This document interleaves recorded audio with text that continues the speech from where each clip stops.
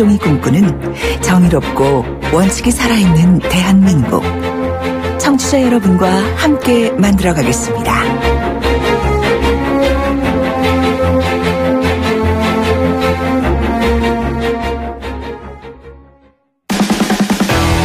돌려보고 비틀어보는 오늘의 이슈. 이종훈의 뉴스 측면 승부. 네, 오늘의 핫 이슈 한 가지 돌려보고 비틀어보겠습니다. 시사계 측면 승부사 이종훈 박사 오셨습니다. 안녕하십니까? 네, 안녕하세요. 오늘은 뭘 한번 또 비틀어볼까요? 네, 응답하라 2018. 응답하라 1990이었나요? 뭐 이런 거 있고, 예.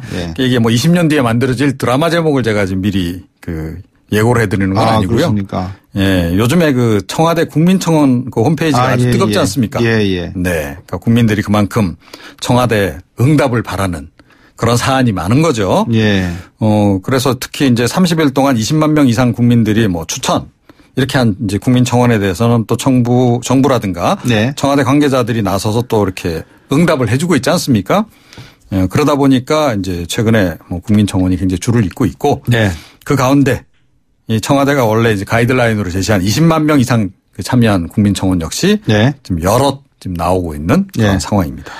지금 이래저래 분노와 패닉에 빠져 있는 어느 일간지 온라인 헤드라인에 그렇게 떴어요. 분노와 패닉에 빠진 대한민국 침묵의 신대는 끝났다. 네. 청와대가 응답한 국민청원 어떤 것들이 있습니까? 20만 명 넘은 것들이 있을 건데. 네. 오늘도 응답을 한 게 좀 있습니다. 예. 오늘 이제 공식 페이스북을 통해서 11시 50분 청와대입니다. 요즘 라이브 방송하잖아요. 예. 네. 여기서 오늘 이제 김홍수 교육문화비서관이 오늘은 나왔고요. 예. 그 여자 스피드 스케이팅 팀 투어 경기 논란이 있었던 거 아시죠? 네. 김보름 박지호 선수의 자격 박탈. 그렇죠. 적폐 빙산연맹의 엄중 처벌 관련한 이제 청원이 있었는데 이게 그동안 61만여 명이 참여를 했습니다. 그러니까 엄청나게 이제 많이 참여를 했죠. 그러니까 청와대가 이제 응답을 안 할 수가 없어서 이제 응답을 하긴 했는데 여기에 대해서 오늘 이제 청와대 쪽에서는 진상조사를 할 거다. 이 사안에 대해서. 그에 맞는 이제 필요한 조치도 취할 것이고 국가대표 선발, 운영, 관리 이런 것도 챙기겠다라고 일단은 이제 약속을 했습니다. 이 사안과 관련해서. 대한체육연맹하고 빙산연맹이 국가조직입니까? 아니면 민간조직입니까? 어떤 조직입니까? 제가 알기로는 민간조직으로 알고 있습니다. 빙상연맹 같은 경우에. 예. 그런데 정부에서 챙긴다고요? 그러니까 이제 어찌됐건 진상조사를 하시겠다고요? 네. 그러니까 그때 벌어진 일과 관련해서는 할 수 있는 거 아닐까요? 네. 전 몰라서 그리고 빙상연맹이나 이런 데 또 정부 또 국고 지원도 좀 나가잖아요. 예. 그러니까 그와 관련해서 예산과 연관지어서 감사도 할 수 있을 것이고. 많은 청취자분들도 알고 계시지만 이 팀 추월 경기 당시에 노선현 선수가 완전히 왕따를 당해서 1, 2등 김보름 박지우 선수 들어온 것에 비해서 한 1초 이상 뒤에 들어왔거든요. 네, 그렇습니다. 그래서 이제 저도 본질은 대한체육연맹과 빙상연맹에 있다라고 말씀을 드렸고 선수들 너무 미워하지 마시라 했는데 또 하나의 또 청원이 있었다 그러네요. 뭡니까? 네. 그러니까 똑같은 이제 시기에 나경원 자유한국당 의원도 논란이 좀 됐었죠. 그러니까 평창 동계올림픽 조직위원을 맡고 있지 않습니까?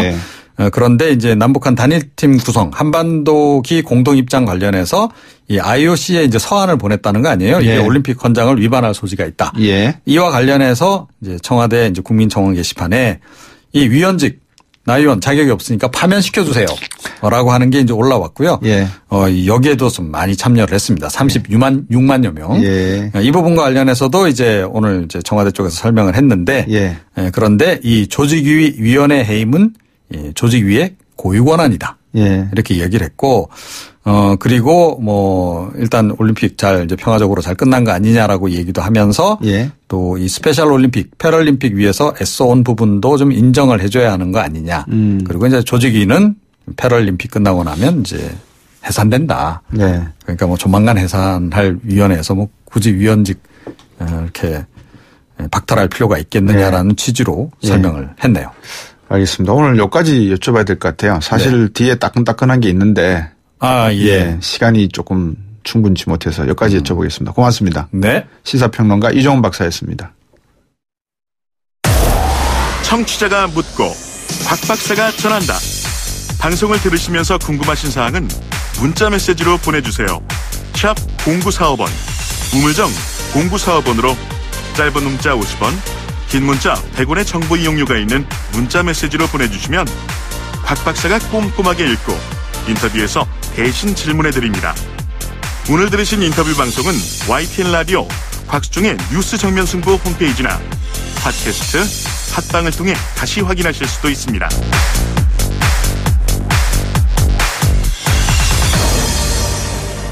네, 저들이 계속해서 민주평화당하고 정의당의 공동교섭단체 구성에 관한 내용들을 청취자 여러분들께 말씀드리고 있습니다. 어제는 민주평화당에서 정의당의 공동교섭단체 구성을 공식 제안했다라고 말씀을 드렸고요. 노회찬 원내대표께서 아마 이 부분을 당 차원에서 고려하겠다 이렇게 응답을 하신 것 같습니다.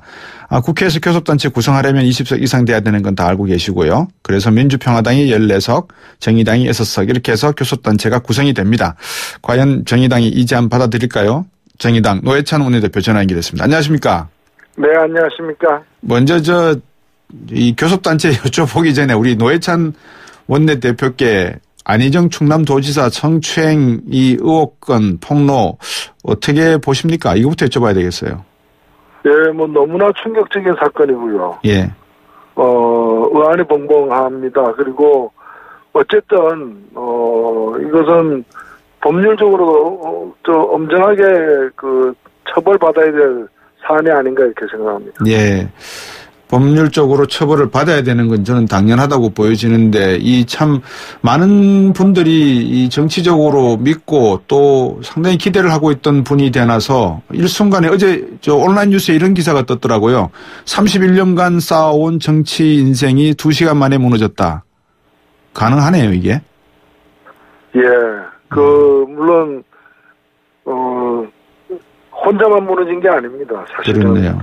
같이 정치하는 사람으로서 부끄럽습니다. 알겠습니다. 다음 주제로 넘어가겠습니다. 노회찬 의원께서야 워낙 그 부분에 대한 고민과 깊은 신뢰가 있으시니까. 자, 민주평화당 공동교섭단체 제안 받으셨죠, 어제? 예, 제안을 받았습니다. 그리고 저희들이 오늘부터 논의에 들어갔습니다. 아, 들어가셨습니까? 예. 지금 대충 의견이 어느 쪽으로 가고 있습니까? 여쭤봐도 됩니까? 예, 아무래도 이 제안은 나름대로 긍정적 의미와 또 당으로서 이렇게 또 걱정되는 부분이 같이 있기 때문에 다양한 의견들이 나오고 있고요. 예. 저희들이 논의하는 과정도 굉장히 의미 있고 중요하기 때문에 내일은 또 역시도 대표들이 모여서 또 논의를 하게 됩니다.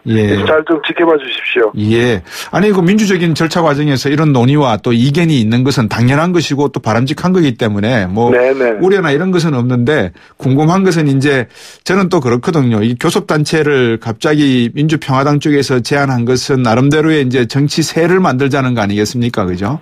그렇습니다. 의장이 주재하시는 회의에도 원내대표 자격으로서 이제 참여하시게 될 거고 한데, 이제 그렇게 되면, 상당히 목소리를 내실 수 있을 것 같아서 정의당 쪽에서도 도움이 되시지 않나. 그러면 당장 응할 것 같은데 고민하시는 모습을 보면서 왜 고민하시지 이런 생각을 하거든요. 뭐 때문입니까? 예, 그렇게 말씀하시는 좋은 점도 있고요. 예. 그리고 또, 일반 국민들에게는 두 당이 합당한 거 아니냐라는 오해를 일으키는 서로가 정체성이 다른데 비슷해진 거냐 이런 문제 제기도 많이 받고 있기 때문에 양면이 사실 다 있습니다. 그렇군요. 다만 이제 정치적으로는 결단을 내려야 되겠죠, 어느 쪽으로든. 네. 그럼 정의정책연구소에서 일단 당원 여론조사 해보신 바 있으십니까? 어떻습니까? 이제 당원 여론조사를 할 때 구체적 형식은 확정되지 않았습니다만 빠른 시일 내에 당원들의 의견을 수렴하는 절차도 거치려고 합니다. 예. 원내대표시니까 원내대표의 생각도 상당히 중요한 방향타가 키가 되지 않습니까? 어떻습니까? 우리 노회찬 의원께서는 어떤 방향으로 가는 것이 현실적이고 실리적이고 실용주의고 합리적이다라고 보십니까? 예. 사실은 이면 저면 다 의미가 근거가 있는 얘기들이긴 한데 저는 아무래도 당의 이해 타산보다는 지금 우리 정치가 놓여 있는 과제 그러니까 촛불 이후에 그런 개혁이 제대로 이루어져야 된다는 그런 좀 큰 가치에 더 비중을 두고 판단할 생각입니다. 네. 촛불 민심의 뜻을 따르는 길로 가신다 이런 뜻이신 것 같은데 촛불 네. 민심에서 읽으신 민심은 어떤 민심이었습니까?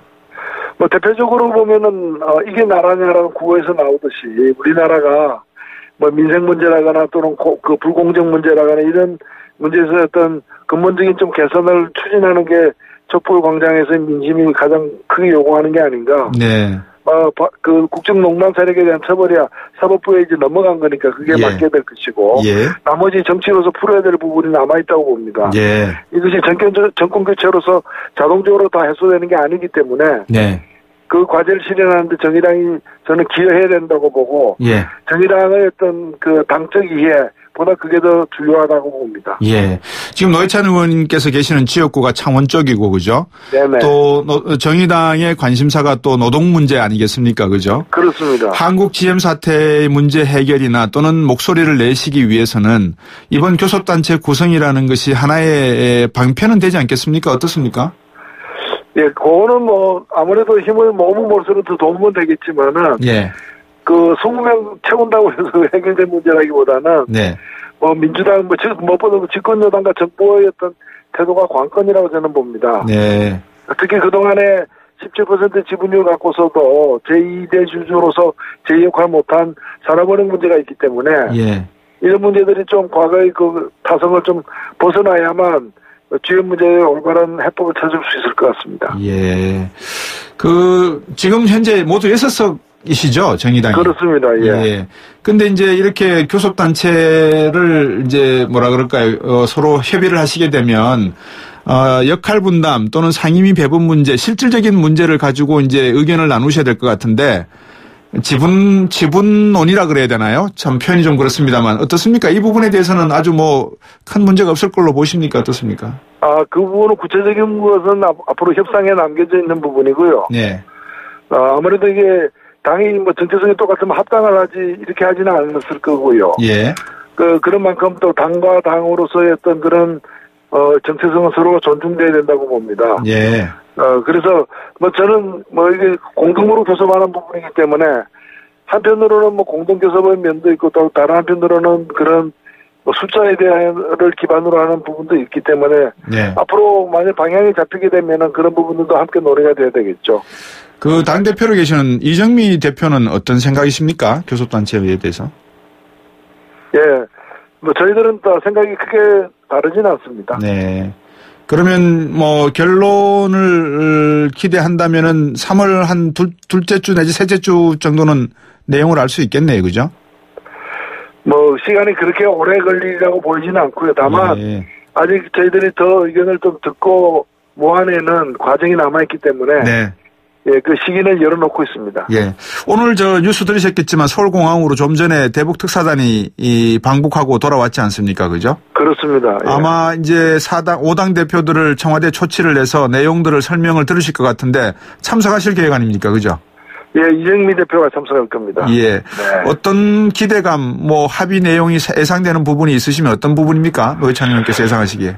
예, 워낙에 앞에 놓인 과제가 멀고 무겁고 크기 때문에 네. 기획하라는 우리의 목표. 다만 이것이 대화를 통해서 이 문제를 해결할 가능성이 아주 신라처럼 보인다 저는 그렇게 생각됩니다. 그래서 약간의 좀 조심스럽게 가야 되는데 좀 힘을 모아줘야 되는 거 아니냐 그런 생각을 갖고 있습니다. 예, 제가 좀 곤란하실 수 있는 내용을 노회찬 의원께서 하신 말씀을 인용해서 여쭤볼 테니까. 예. 노회찬 의원께서 말씀을 한번 주셨으면 어떨까 합니다. 위장 결혼론입니다. 예, 공동교섭단체 통해서 국고 지원금 좀 더 많이 받고 국회 내에서 기회나 권력 배분할 때 좋은 조건 되는 거 말고 국민들 앞에 해야 할 이유를 설명하기 쉽지 않다는 점에서 사랑하지 않으면서 결혼하는 거 있지 않습니까? 위장 결혼이죠. 이렇게 말씀하셨는데 위장 결혼은 하실 거 아니잖아요. 그죠? 위장 결혼은 여전히 안 할 거고요. 예. 결혼은 사랑하는 사람하고 해야죠. 예. 예. 근데 너무 갑작스럽게 들어온 청혼이라서 이게. 근데 이게 제가 그 표현을 쓰긴 했습니다만은. 예. 그것은 공동교섭단체를 꾸리더라도 당의 정체성은 이제 별도로 훼손되지 않게 지켜나가야 된다는 그런 지점이고. 네. 공동교섭단체에서 뭘 같이 하고 무엇은 또 서로가 독립적으로 할 것인지는 앞으로 논의해서 결정할 문제라고 생각합니다. 어느 정도 그런 논의 단체 또는 기구 조직이 조금은 뭐 구성이 되거나 만들어지는 게 있습니까? 아니면은 결론을 내리시고 난 다음에 만드실 겁니까? 일단은 그 방향에 대해서는 저희들이 정해야 되는 것이고요. 예. 방향이 만일 정해져서 하는 쪽으로 방향이 정해진다면 구체적 사안에 대해서는 협의에 들어갈 것입니다. 알겠습니다. 마지막으로 하나 여쭐게요. 뭐, 네. 많은 분들이 아시지만, 우리 노회찬 의원께서는 노동 문제에 대해서 아주, 심대한 관심도 가지고 늘 노동자 편에 서 계시니까. 네네. 그 장충기 삼성 전 사장 문자에 대해서 하나 여쭤볼까 하는데요. 네네. 자, 삼성의 언론 홍보팀이 있습니다. 그죠? 홍보팀이 있지 않습니까? 사장급이 있는데, 예, 평소 생각에 또는 어떤 뭐 이유에 합리적인 뭐 판단 근거상에 우리나라 언론과 삼성의 유착 관계가 심각합니까? 어떻습니까? 심각하다고 봅니다. 특히 삼성이 그 광고라는 그 돈을 무기로 해서 언론을 갖다가 이렇게 다스려 왔다고 저는 생각하고 또 그게 편성해가지고 이번 장충기 문자에 드러나듯이 언론 쪽에서도 적극적으로 그런 어떤 권한 유착